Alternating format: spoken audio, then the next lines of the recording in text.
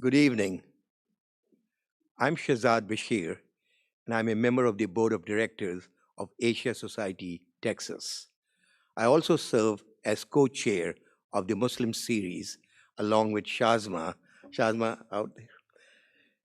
We're delighted to welcome all of you to Asia Society today, both our in-person audience as well as the people joining us virtually for this program.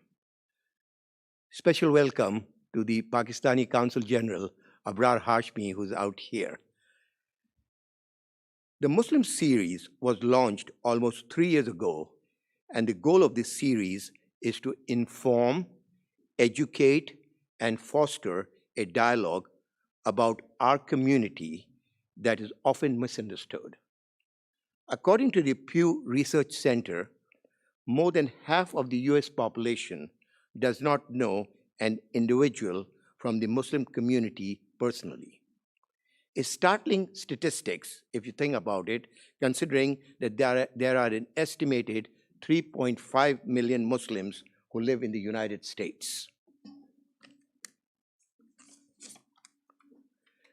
This series is very precious to me as it helps create a meaningful dialogue around relevant topics of importance to the broader community in Houston, and I dare say, in the entire country. As we enter the last few days of celebrating the Asian Pacific American Heritage Month, I'm extremely honored to have the pleasure of introducing Farooq Kathwari, who is the chairman, president, and CEO of Ethan Allen. He's been at the helm of Ethan Allen for over 35 years. His journey from Kashmir to becoming chairman and CEO of Ethan Allen is a testimony to his perseverance. Before we begin, I'd like to thank, with utmost gratitude, to our Muslim series sponsors who help events like this possible. Sania and Haider Kazmi, Shazma and Arshad Mateen, Salma and Mustafa Tamiz, and of course, Shaista and I. Thanks, Shaista. We also want to thank our many other generous sponsors and special friends, and of course, all the wonderful staff at Asia Society, Texas, who advance the mission of this series, who have worked hard to make this series so successful. Special thanks to the Muslim Series Steering Committee members who serve as a guide and inspiration for this series. Some housekeeping items. Please silence your phone. And also, I'm asked to remind you that it's recommended to keep your mask on while inside the building. I'm sorry, I don't have my mask on right now, but I've done the housekeeping. To begin our program, I would now like to introduce our moderator and a wonderful friend and supporter of Asia Society, Marty Gossen. Marty is vice chairman of the J.P. Morgan Private Bank and has 40 years of experience in the financial services industry. The majority of his career was spent working in Asia. Marty serves as vice chair on the board of the Asia Society Texas Center. Although I can tell you he's a great banker, but he's even a better moderator. Please join me in welcoming Farooq and Marty.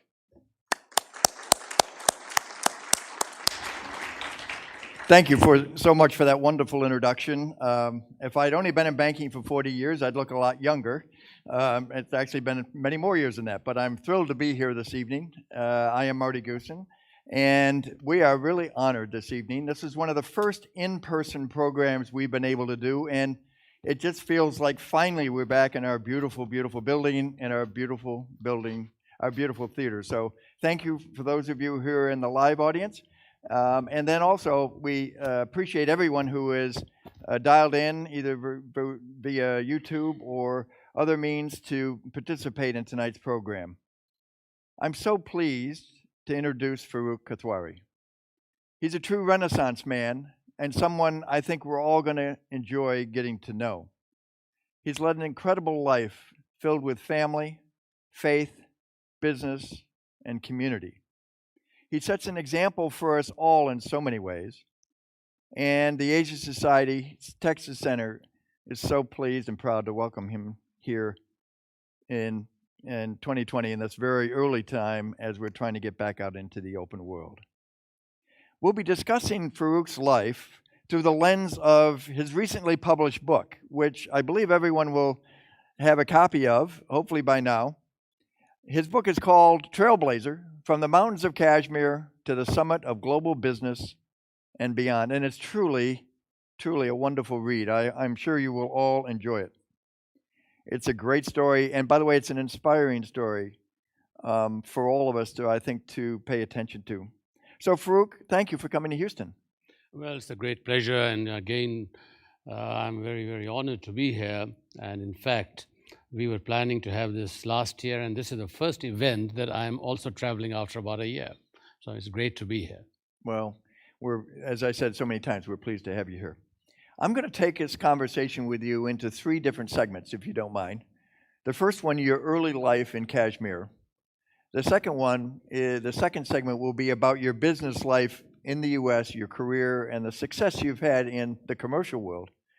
And then finally, what I think I want to spend more time is what I'm calling your community life, your life of faith, your life of organization, your life of serving others, which you've really, really dedicated so much to. So if that's an acceptable program, that's where we'll start, okay? All right, I'm very happy to, yeah. We have a lot of very knowledgeable people in our audience, but I think when we say he's from Kashmir, some people will say, well, that's a wonderful mountainous country. How fantastic. That must have been beautiful. Like coming from Colorado.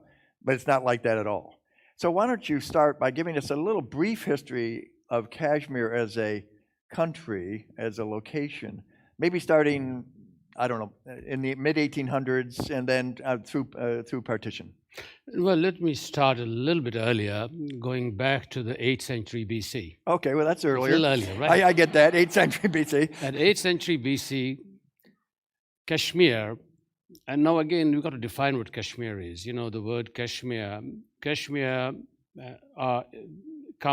is an area of approximately today close to 6 million people.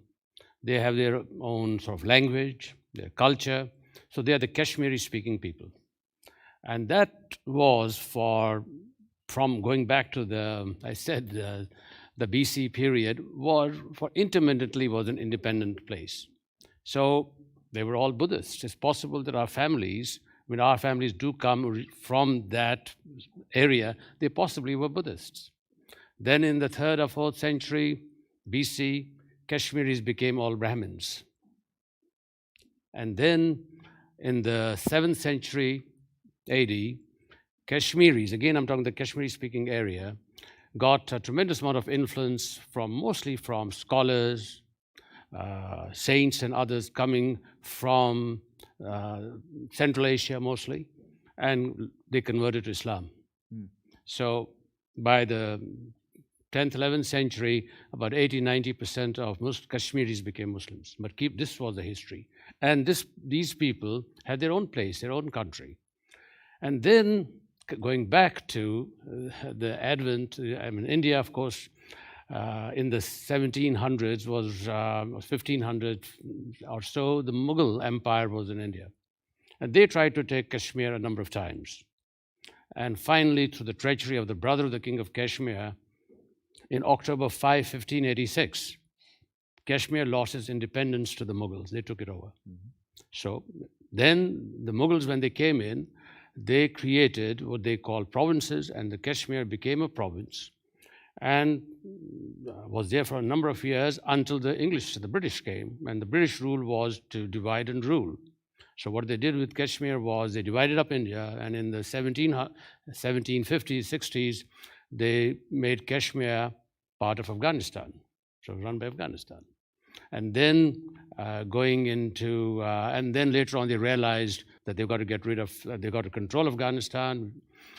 They got the Punjab, and some of the people from Pakistan here are here. Punjab, they gave its control to the Sikhs, so they could control and run, divide and rule. And they then gave control of Kashmir to the Sikhs. And then later on, they gave the control of Kashmir and in fact sold Kashmir to a neighboring small sort of entity called Jammu. and sold it. And in fact, those Kashmiris who are here will know, they call it the infamous Treaty of Kashmir. And that then changed the history of Kashmir. So then Kashmir became to be known as Jammu and Kashmir because the British had sold Kashmir to the control in Jammu. And let me see if it's working right. Yeah. Okay. Is it all right now? Can you hear me? And anyway, then comes so by in 1947, when the British left and India and Pakistan was created, the Kashmir was Jammu and Kashmir, but the folks of Jammu controlled Kashmir, and the people of Kashmir didn't want it; they wanted to be on their own. So the struggle started, and so today the people of Kashmir, Kashmiri-speaking people, are still going through a lot of trouble, and that's where I come from. And so my family background is that both sides of my families were involved with my grandfather from my father's side. Great-grandfather had set a business of arts and crafts. My grandfather from my mother's side had a business of pashmina, the wool. So we saw arts, crafts, but my family also got involved with politics. My father, of course, many of you are from here, he did his law at Punjab University in Lahore, at Kashmir, and then did his master's in Aligarh, in Aligarh Muslim University. And the conflict of Kashmir started with the creation of India and Pakistan, and our family got torn in the sense that they were trying to figure out what to do. And in that process, my family at that time were also, my grandfather was friends with the founder of Pakistan, Mr. Jinnah, who was to come and visit him. And then my father, then we were in the Indian side of Kashmir, and my father, when Mr. Jinnah died, he made a decision which really changed our history. He went to Pakistan to pay a visit, and then he was not allowed to come back from the Indian side. So, and then he made another decision. Pakistan administered Kashmir was set up, and Pakistanis know Mr. Liaquat Ali Khan, the Prime Minister of Pakistan. He asked him, this whole thing is going to be solved within 1 year. Why don't you go and be one of the leaders of the Pakistan-administered Kashmir? As you know, called Azad Kashmir. So he went there. Well, the other side didn't like it, so my grandfather was arrested. Our family was impacted. But a year later, through the involvement of the United Nations, they were able to have my mother and the three of us cross into the Pakistan and the Pakistan-administered side, while my older brother, I think he was 9, and my sister, who was 11 or 10 or 11, stayed with our grandfather in Kashmir, in Srinagar, because they said, this whole thing is going to be resolved in 1 year. Well, we went to the other side. We lived in Muzaffarabad, and we lived in Murray, that some of you know, it's at 8,000 feet, and we lived there for 10 years.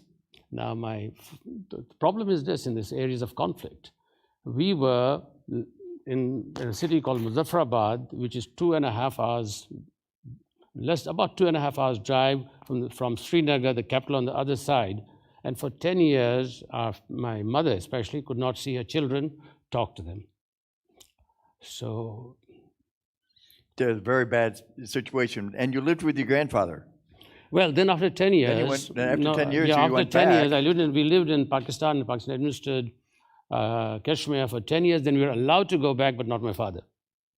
So we went back, and I was now 15 years old, and I was somewhat of a changed person. My grandmother said he's a mountain boy. That's what they called me. So I was now 15 years old, went to the Kashmir side, and I got involved with sports. And that, some of you know, I was very much involved playing cricket and badminton and a lot of. Right. And to do all of those things, I didn't tell my grandfather. I went to study English literature and political science because most students were studying medicine and engineering. He was not happy with you. No, he was not very happy with me. So you lived in a cow shed. Well, he was very upset with me, and I said, I'm not going to live in your house. And then I decided, we had a cow shed with a cow in the back, and I decided to live in it. They thought I'm going to live there for a few weeks. Yep. I stayed there for 2 years. And But anyway, those years were the years of conflict. I also got involved in, I was a student, I played cricket in many places in India. And one day I was coming back with trouble there, and sitting next to me was an American, and I asked him, why are you going to Kashmir? He said, I'm a journalist from the Washington Evening Star. I was 17 or 18. I said, who's going to take you around? He said, I don't know. I said, I will. So I did. Yep. Well, then he gave me a name was of that an the American. first American you met? I think so. I mean, the first American I talked to. Yep. Then he gave me a name of, then an American diplomat called me, and his name was Howard Schaefer, and I took him around too. I shouldn't have. Well, I ended up in jail, for a little while. But anyway, so I was playing cricket. I was involved in all these kinds of situations, mountain climbing, hiking, and then by all kinds of incidences, the next phase was at age 20, I ended up in New York. Okay, now, so you graduated from Cashmere University, right? Yep. Your father is now working in New York. Yes, He was part of the World's Fair, the 64 World's Fair, is that correct? Yes, right. He was given, actually, because he was still in Pakistan while we were in the Indian side, and he was given a responsibility of managing the Pakistan pavilion at the World's Fair. At the World's Fair. So when he was here, he thought of it. I had no idea. He said, why don't you apply for school in New York? So he applied for me at Columbia, NYU, and City College. Now, technically, I was not qualified because a BA degree of Kashmir is equivalent to only 2 years of college. Mm-hmm. They didn't know it, and we didn't tell them. Well, that was good. I mean, NYU, what would you expect? But in any case, so you went to Stern School, got an MBA. Yep. You were living with a Jewish family in Brooklyn. Yes. Friends of your father. The friends of my father, they sort of, almost adopted me. And I thought up to this time I'd never met a Jewish person, although the American diplomat, Howard Schaefer, was Jewish, which of course I found out later.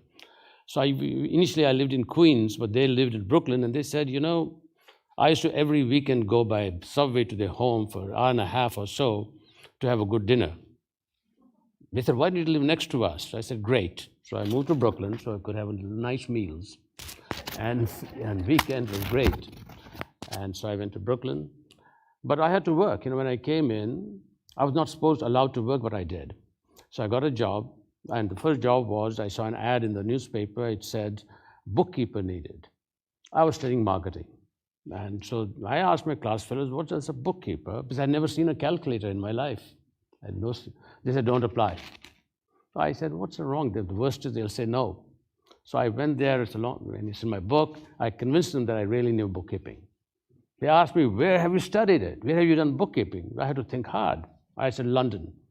The only thing in London I had done was change a plane. But anyway, I got the job. They really helped me. I would not have been able to come to America without all the people helping me. And in India, as Indian pilots, some Indian airline people helped me. And Kashmir, I'll just give you one example. Last week I got a call, and from the Kashmiris are here. His name is Mr. Shah. He was at that time the head of Kashmir intelligence. I had no papers to leave the country, so our family members sent me to him, said maybe he can help you. So he just called to thank me for helping me come to America. So I went to see him, and he said, we know you. You are the one who took that American journalist around. I said, sir, I did. He said, you are the one who took that American diplomat and said he's an educator. I said, I did. And he said, but then you are a captain of a cricket team. I said, yes. Anyway, he signed my papers. He had no authority to do it. No authority to do it, which allowed me to leave Kashmir. And he calls me to thank me for showing what a Kashmiri can do. Well, before we get on to the business part, there was a woman in the background here, someplace or other, some young lady named Fareed, who you had met as a young man back home. And then I think that one of the most interesting stories is not so much how you met your now wife, but how you two were married. Well, the first is when I went to Kashmir, all our relatives, she's from our clan, we got all big families. And in fact, her niece is here, her brother's daughter. Where are you? There she is. Yeah, said she works here in Shazia. I met her now after a long, long time. I don't know. She was a little kid when last time I saw her. And her husband Imran, he also works here, which I never met him. I just saw them. So she was, when I went there, I was 15, and she was 14. So when I went, they all came to see us. Well, they want to see who these people are from the mountains. So I looked at her, and she looked at me. I said, "Who are you?" She said, "I'm Farida." So I looked at her, I said, "I like you." Now, the problem, so we went on, and then I came to America. She was still there. I couldn't go back, and finally we decided that we were going to get married, so we got married over the telephone. So you got married over the telephone. So you were sitting in Brooklyn at the time? I was sitting in Brooklyn. And she was in Srinagar, or where was she? She was in Srinagar, and some of the Kashmiris. It's very normal, very normal arrangement. It was performed by Mirwais Farooq. Sheikh Abdullah was sitting there, and many other the Kashmiri leaders were sitting there. And I just after I said yes, I went out and cleaned my car. What else could I do? She eventually joined you, obviously, in the United States, and it turned out wonderfully. She did. Okay, let's make sure we just have this in front of your mouth a little bit closer there. So we want to make sure everybody. All right, yeah. Perfect. This thing is a little bit. That's wonderful. All right, okay. So in some ways, Farooq, you are the dream immigrant to the United States. The fellow who makes his way through very, very industrious ways, self-made completely. As you said, you weren't a bookkeeper. You got a bookkeeping job. I would say without the help of lots of people, I could not. No, I understand that. Yeah. I understand that, but it takes a certain amount of ingenuity to get through these things. So you studied marketing at business school. I remember the book talks about you actually study accounting. You said, no, I didn't like it. You went to one class, you didn't like it. Studying this, you didn't like it. So you ended up in marketing, and your first job was with an asset management firm. Well, the first was on Wall Street job, I should say. Yeah, I mean, in fact, after I worked for a year, it was those owners of this little printing company. They said NYU Business School used to be right next to Wall Street. They said, "Why didn't you work on Wall Street?" I said, "What would I do there?" They said, "Go tell them you're a financial analyst." So I said, "What does a financial analyst do?" They said, "We knew nothing about bookkeeping."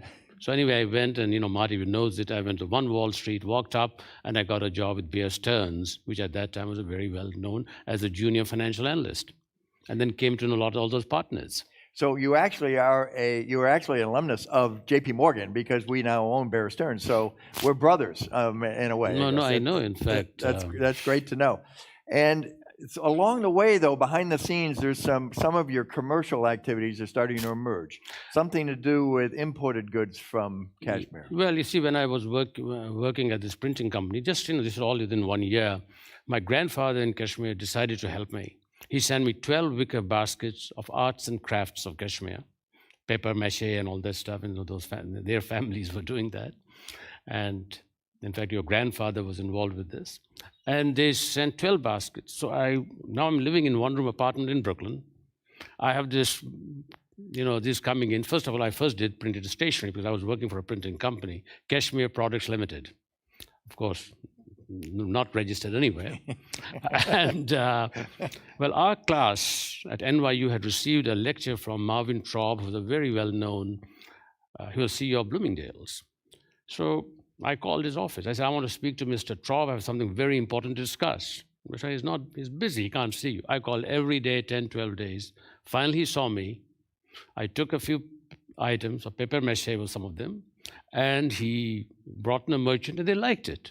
So Bloomingdale's became my customer. This is my first year. I'm already 6 months in America. Bloomingdale's, I said, "Bloomingdale's, why not Lord & Taylor's?" I went to them, I said, "Marvin Traub is a great friend of mine." And so later on he did become a friend. And then it was there that I started this business. But when I worked on Bear Stearns for a year, and these are all very, very major partners on that, but I would go to them and ask them questions as if I was questioning them. They would look at me and say, "How dare you?" But they were okay.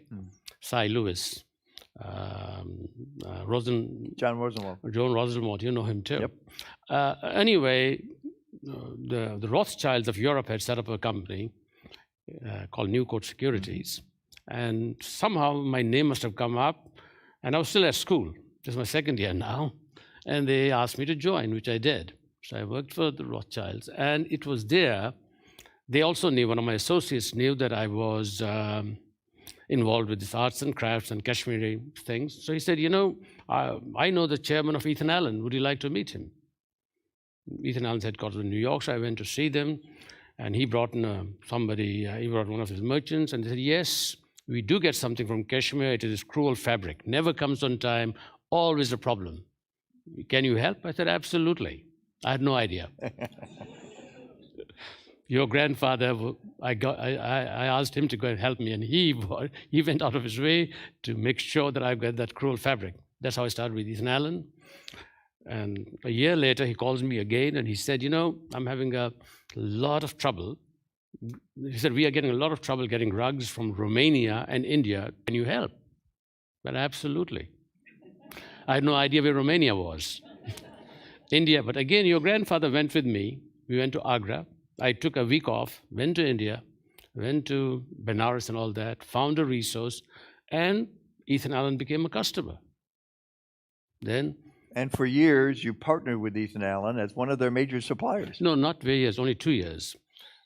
A few years, because when we first it was a partner for 2 years, then he called me. Nat and Sal was a great founder. His family, Nat and Sal's family, was impacted by the Holocaust. Think of this. He and his partner in 1932 went to Vermont and the Green Mountains and set up Ethan Allen. We had Joe Chesnick, and his father, he's recently just passed away. I mean, I have known his father and him. They started with Ethan Allen as their partners about close to 50 to 60 years. I met his dad, I met his mom. They were all with Ethan Allen. And here I was, this person who was, sort of selling all these things. And anyway, I convinced him to have a partnership with me. So I gave up my job. By this time, in 3 or 4 years, I had become the chief financial officer of the Rothschild Company. It's an amazing story. The bookkeeping really was what they taught me. I tell you, that's it.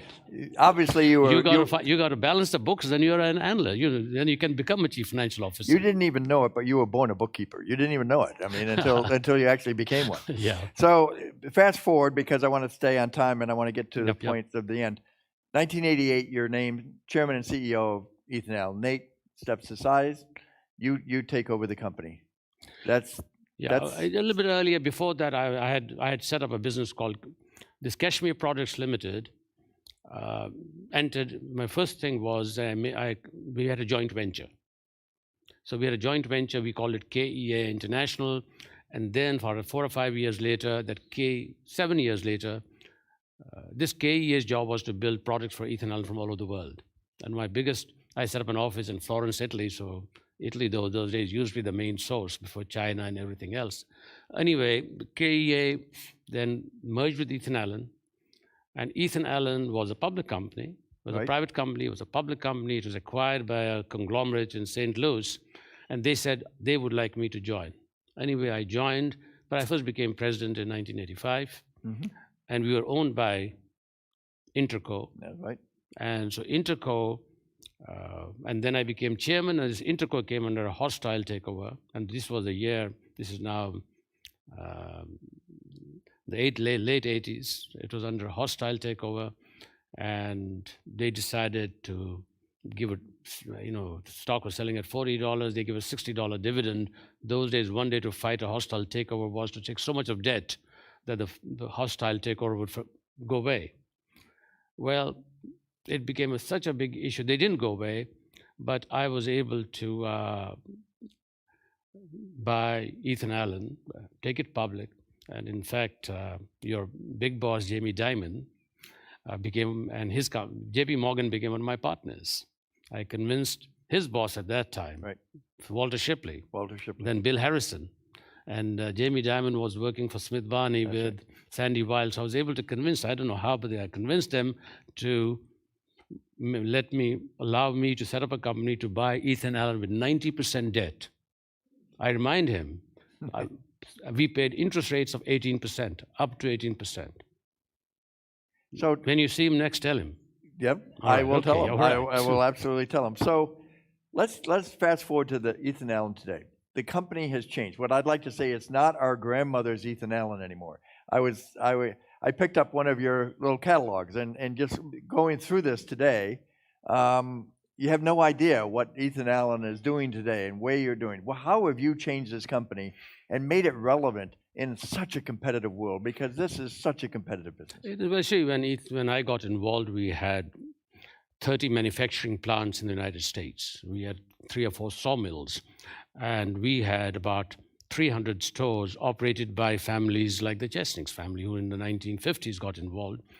So that's what I got involved with, and it was very much colonial early American, because colonial early American was the predominant style in the 1930s, 40s, 50s, and 60s. By 80s, that style was no longer the prominent style. So our first challenge was to change the styles.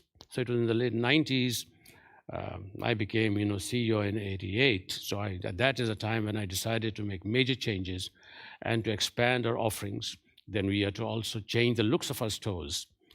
And then the next challenge was that in the next 10 years, a lot of the American manufacturing went overseas. So we had to decide, how can we maintain manufacturing in the United States? And we decided that we would, but we had to consolidate. We could not operate 30 plants. They were all from Vermont to Oklahoma were our manufacturing. So we decided that we would consolidate them into. Now we have 9 manufacturing operations, and three of them are outside in Mexico and Honduras, and 6 of them are in the United States. We also had to look at our stores.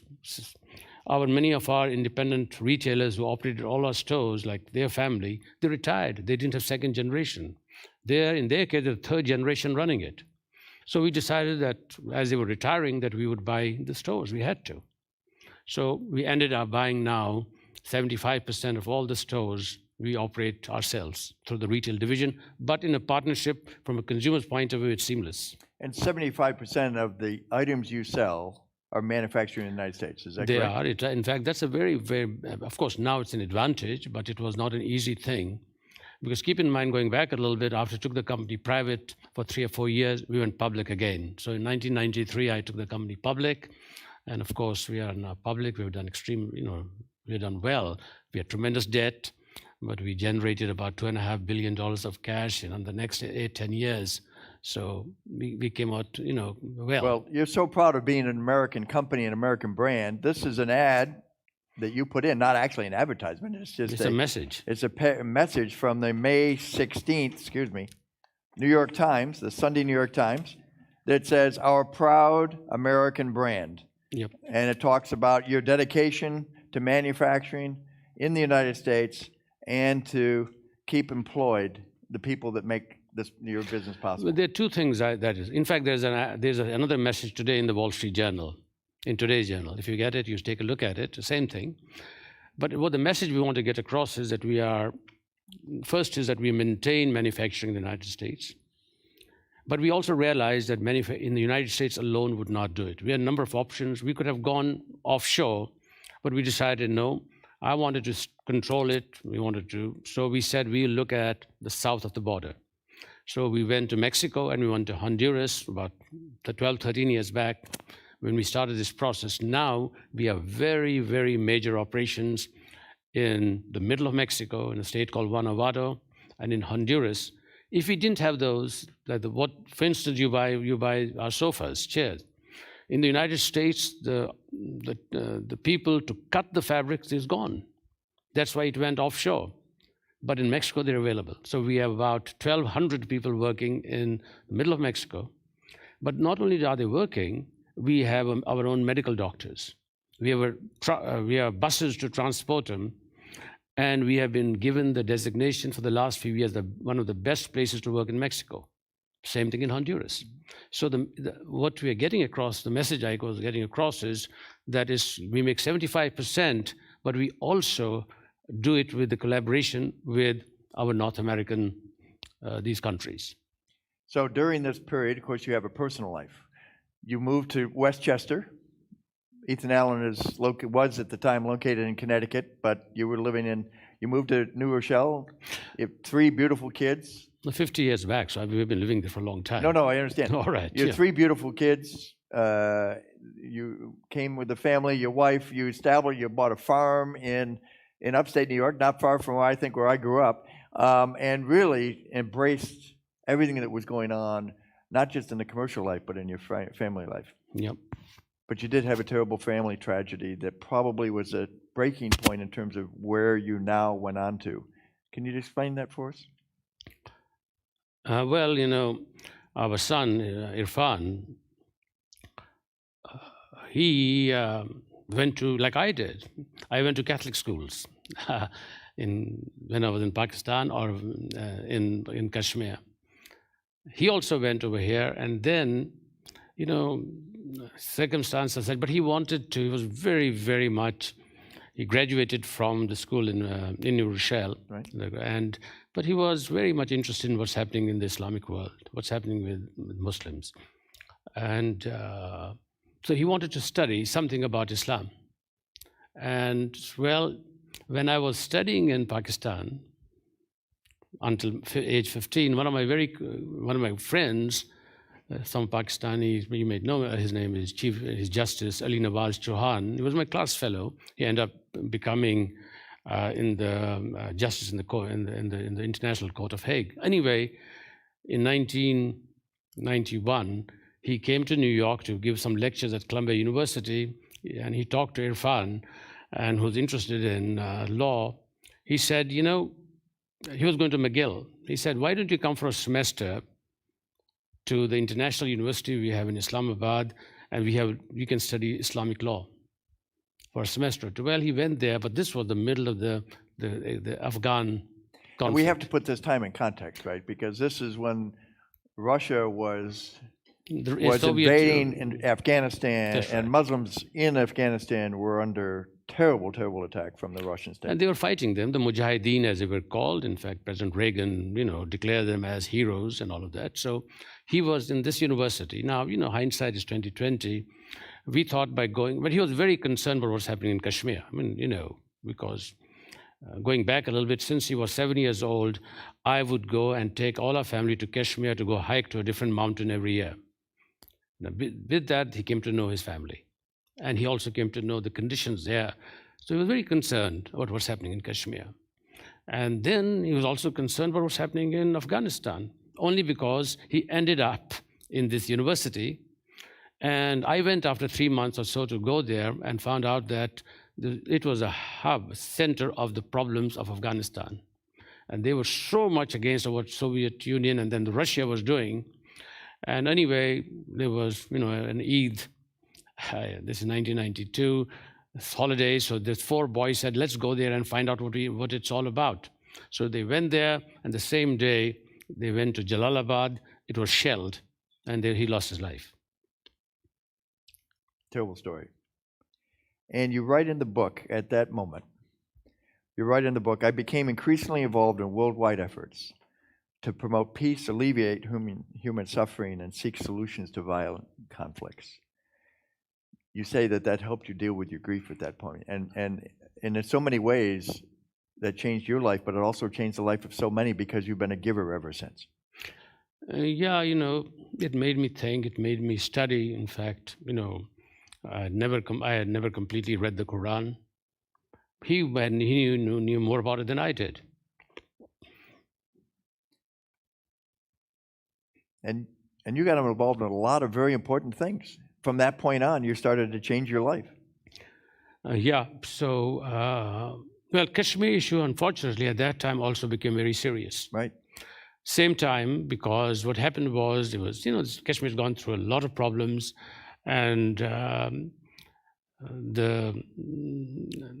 he was very, very concerned about what was taking place there. And then, as this happened, Kashmir became terribly problem. 20,000 young Kashmiris lost their lives in a few months. That's stupid. And it was. I blame all the leaders. So with that in mind, I said maybe there's something I can do, and it was just, in fact, in 1994, when we were looking at what to do, we had set up certain council on Kashmir, human rights and all that stuff. I was approached by the Indians, said, why don't you come in and see if you could help? So I went and met the Indian Prime Minister, Mr. Rao. I said, I want to go and see the Kashmiri leaders. They were all in jails. So I went to the jails.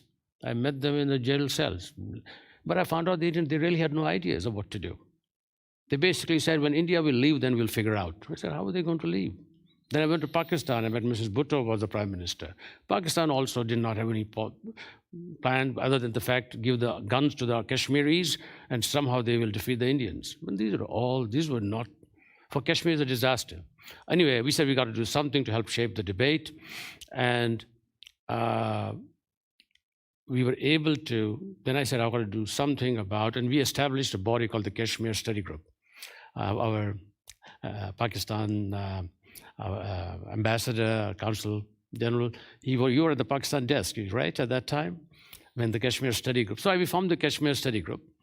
And the amazing thing was that I invited some very great, knowledgeable scholars, former diplomats, 26 of them joined it, who were expert in South Asia, Americans mostly.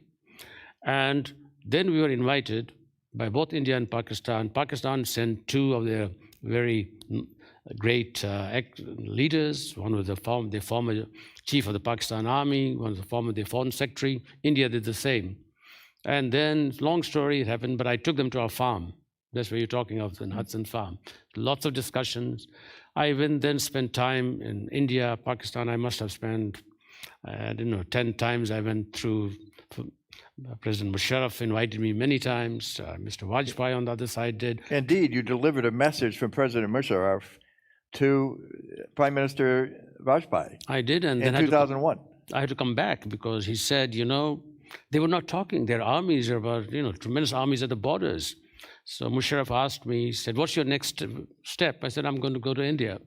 He said, can you take a message from me to the Prime Minister? I said, I don't know if the Prime Minister is going to see me. But anyway, they did. So, and then I had to come back and saw President Musharraf. Anyway, the objective was to help shape the debate because, and still a problem, but Kashmir Study worked and came with some ideas. Those ideas are still relevant. But that also got me involved at the same time while I was doing this on issues of refugees. So I chaired an organization called Refugees International. Mm-hmm. Interestingly, I was also asked to chair the National Retail Federation. It's opposite, right? So I was chairing the National Retail Federation, the Refugees International, and the Kashmir Study Group. Somehow all connected, right? I don't know how you kept it all straight, frankly, but obviously you did a wonderful job. But if I could do bookkeeping that I didn't know, so similar principles were used. That's where it all comes back to, is the bookkeeping. Yeah, right. I get it. So I just want to remind people that in a couple minutes we're going to start taking questions. This hour has flown by so fast, I apologize, but I want to ask a couple more questions. But please get ready. We're going to be able to take questions both from the audience here, and we're going to be able to take questions from the audience online. This is the Muslim series. And it's very important for us in the Asian Society's mission to be able to bring diverse groups together. And boy, it's never been more important than it is, particularly after just celebrating the George Floyd murder. So this is a moment in time where I think talking about bringing people together, bringing people of faith together, bringing people of different nationalities and colors together. What do you think is the key to being able to do that? Well, look here, a number of years back, first we were talking Muslims, right after 9/11, I was asked by the Chicago Council on Global Affairs to co-chair a task force consisting of Muslims, Christians, Jews, of very knowledgeable people, along with Lynn Martin. She was the former Secretary of Labor under President Reagan, and also and the task force was to study steps for the better integration of Muslims in America. It was not an easy stuff, so I did. And the report is out, it's on this, but what steps can we take? And we even went to England and to France to look at how Muslims are integrating there. So anyway, reports, I had an opportunity of meeting President Bush a few times on that. And then I was asked about 4 or 5 years back by the American Jewish Committee and Islamic Society of North America that they wanted to set up what they called a Muslim Jewish Advisory Council. So again, with my background of the Chicago Council, I didn't want to do it, but they asked me to co-chair with Stanley Bergman. He's the CEO of a company called Henry Schein. So last 4 years, we have been involved with this Muslim Jewish Advisory Council in trying to bring issues. And of course, in the last 2 weeks have been a terrible time with what's happening in Palestine, Israel, and we've got Muslims, we've got Jewish people. So it's been, but what it really is, in fact, today I was spending time on it. Not easy. So the Muslim members, especially who come from the Palestine area, they're furious. However, my advice to them is, if you're not on the table, you're not going to speak. You've got to be on the table to help shape the debate. That's the point I made all along. And we're still doing it. And we made some progress because we got to bring people together. Yeah, indeed, you're the co-chair of the Muslim Jewish Advisory Council, right? That's right. And you see, the problem is this. In many parts of the world, the extremes take over. And if you let the extremes take over, you don't have an opportunity, because the extreme elements make you so mad that you don't want any other option than what they're saying. And most of the time, those extreme options are not good. So we need to have a situation where you bring in people who are not extreme, because the majority of the people in the world are not extreme. That's why what we are doing. Yes, and there's no question that this polarization of society, of politics, and almost everything we do today has been so polarized that bringing that back together. Can business, there's a question from Sam that came in from online. Throughout the COVID-19 pandemic, we've seen a terrifying rise in violence against Asian Americans. Again, polarization. Is there a role that the business community can play in helping to bring the two sides closer together, or to combat the violence that we're experiencing? Yeah, I think the business leaders can play a role. Look here, we are Stanley Bergman. He runs an $8 billion company, but he's doing it. I'm also involved with it, and we got others too. I think we have to do it because for the welfare. And I know that Jamie Dimon, your CEO, is deeply involved in issues. I've known him for a long time. So I think it's tremendously important, because we don't have to be elected in the next 2 years to anything. So we can play a role. And I think business leaders should, because if not, politicians are great, but they have they got to be elected every 2 years. We don't. Yes, absolutely. But also So far, yeah. Okay. Well, there's some things going on at Exxon today that were interesting, but in terms of certainly directors, but we won't bring that up. Let's see if we have any questions from our audience here in the room. Does there anyone have a question? All you need to do is stand up. We have a microphone. Please stand up, identify yourself, and then direct your question to Farooq. Please. Aziz, just speak loudly. There's a microphone. We'll get you. I will. I'm Aziz Jamaluddin. I'm from India originally. We are hearing a lot of things about Kashmir right now. Directly, indirectly, the information coming in. I would like to hear from you what you think was going on in Kashmir right now, and also how do you see the end game for the people of Kashmir? What is there light at the end of the tunnel? Is there going to be resolution for the satisfactory resolution to the Kashmiri people? Thank you. I understand. This is a very challenging issue. What's happening in Kashmir, unfortunately, is that the Kashmiri-speaking areas, which I talked about, which is where the area of conflict is the one that would like to, if you ask them, they would have liked to be independent. Now, it's not that easy to be independent. That's why the Kashmir Study Group, with all what we did, we came with certain ideas of how to address that issue. But right now, conditions are very bad. Conditions are where the Indian government has really taken control of Kashmir. They have put into prison all the people, even the ones who favored them. And the people who didn't favor them are in jails. So they have also instituted certain laws, regulations, which it appears, and that is what Kashmiris are very concerned about, is to change the demographic makeup of people. Because until now, there was, again in the Indian constitution, where Kashmir technically joined temporarily. So there were certain articles where one of them was that non-Kashmiris could not buy land in Kashmir. They've changed it. And Kashmiris are, in the Kashmir Valley, I'm talking of 6 or 7 million people. When you are dealing with a country with 1 billion people, you can change things very fast. So things are very bad for Kashmir. And there was a lot of opportunity some time back. The Kashmir Study Group gave ideas. And of course, but also I must say the Kashmir leadership has been poor too, which is in all these areas of conflict, they've got vested interest. A lot of these leaders, when they're in power, they say everything is okay. When they're not in power, then they complain. So there's a lot of problems. So I think that in the long run, what Kashmir Study Group suggested was that Kashmir region was similar to the Yugoslavia, former Yugoslavia. Areas were put together by the colonial powers with the feudal system. Take these areas and give them the right to govern themselves and demilitarize it. Take the armies out.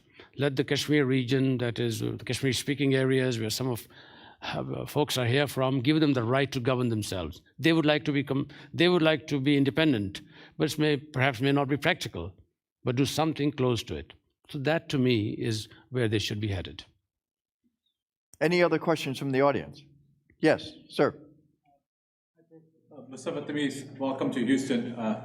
You and I have traveled together doing people diplomacy in Asia. Yeah, actually we were in Indonesia together. It was Senator Kerry had asked me to go to Indonesia to see how American Muslims will interact with the Indonesian Muslims. It was quite a trip, huh?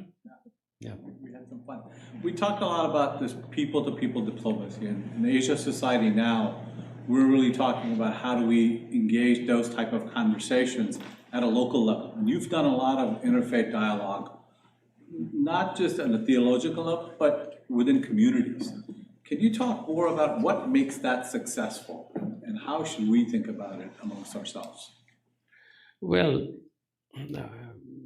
and when you take a look at this Muslim Jewish Advisory Council, and this consists of people who have very diverse perspectives, but the objective is to shape the debate to say, let us see how we can improve the conditions of the people. How can we work together on areas that are of common grounds? Because you're not going to agree on everything.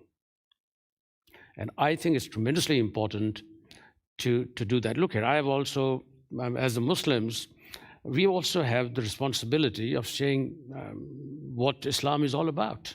Now, I am not a scholar of Islam. I did, as I said, read the Quran very thoroughly after the death of Irfan. But before that, my teaching of Islam was through my mother.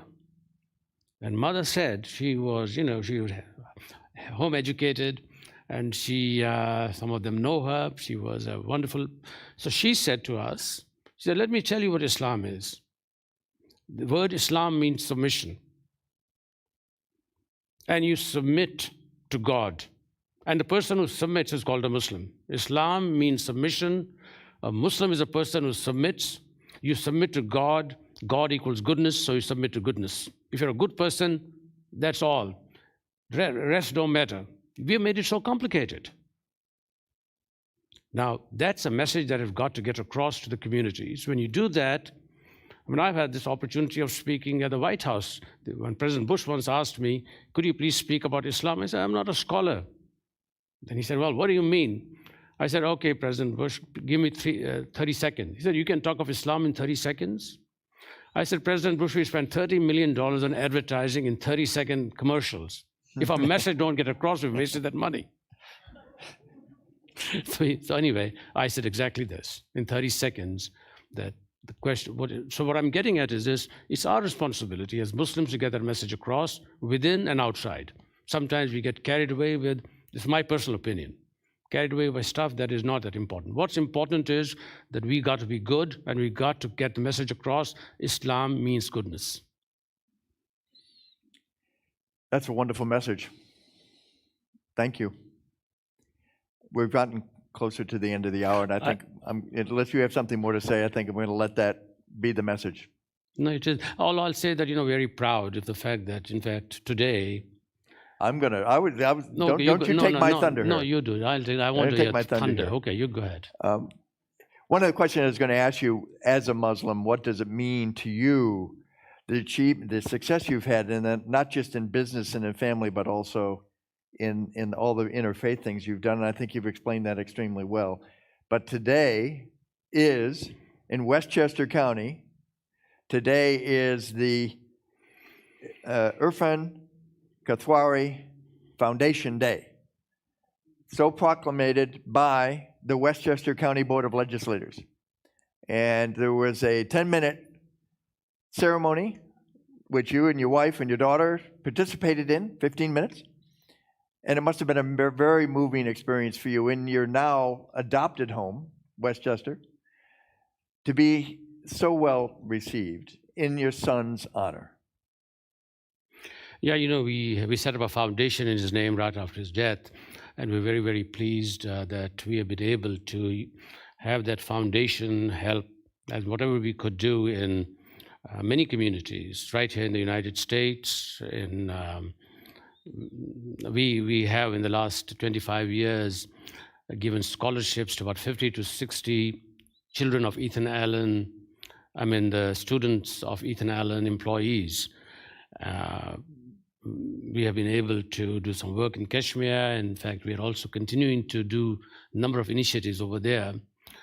Plus, when we went to Mexico, to Honduras, I said, we're going to help those people. Through the foundation, we have been able to help a lot of these. So we are very fortunate that we were able to first have the foundation, and second, I had the ability to put the money in there so we could do it. Well, and they declared it, in fact, and we were very proud that the Westchester County where we live, they declared it is under this whole umbrella of Asian, Pacific, American, Asian, and Pacific Islanders Month. So they decided to celebrate our family and also recognize, the fact that we've got to get involved. Well, congratulations to you, to your family. A very, very well received and well deserved, I should say, recognition of all you've accomplished, Farooq, in your career. We could keep talking, I could keep talking to you for another hour, but unfortunately we don't have that time. So can I please ask everybody in the audience to give Farooq a wonderful, warm hand.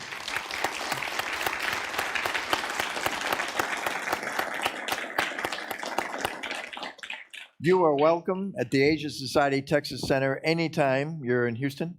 We hope you'll come here frequently. We love to have visitors, and you are one of our special ones. No, I want to again thank you, and I want to thank, I'm impressed with this center, and I think it's most likely better than the New York one. Well, and so really, it really is. We'll let you say that. It is. And I've worked with, in fact, you may not know it, Asia Center, Phil Talbot, who was at one time one of the founding presidents of Asia Society, he joined the Cashmere Study Group. Nick Platt, who was the president of Asia Society, joined. Marshall Bhutan, who was executive vice president, then went to Chicago. He joined Cashmere Study Group. They were all involved with the Cashmere Study Group through all this time. So it's a pleasure to be associated. So I spent a lot of time myself with Asia Society. Well, I recommend everybody's in the audience has received a copy of the book. I understand you'll be willing to sign these later on after if they need it, it's not important. Well, yes, it is. No, it really is. It'll be a collectible. And for those of you who are watching online, I strongly encourage you to buy the book. It's very easily available to you on Amazon, and it will be an inspiration for you. For anyone who reads this book, I know you'll enjoy it. And you know what? If you don't want to buy it, let me know. We'll send it to you. Okay, then we'll get a lot. If you more, really read it, we'll get a lot of emails on that one. For those of us here, we'll also have some snack boxes out front to take home. Unfortunately, we couldn't serve our normal refreshments in the building, but as we open up, we'll be able to do that again in the future. To both our in-person audience, our audience online, thank you for joining us this evening. The Asia Society Texas Center has a full listing of our upcoming events and programs. We hope you will look at that. But as I end the evening, once again, thank you for joining us. And Farooq, thank you for coming. Thank you very much. It's a pleasure.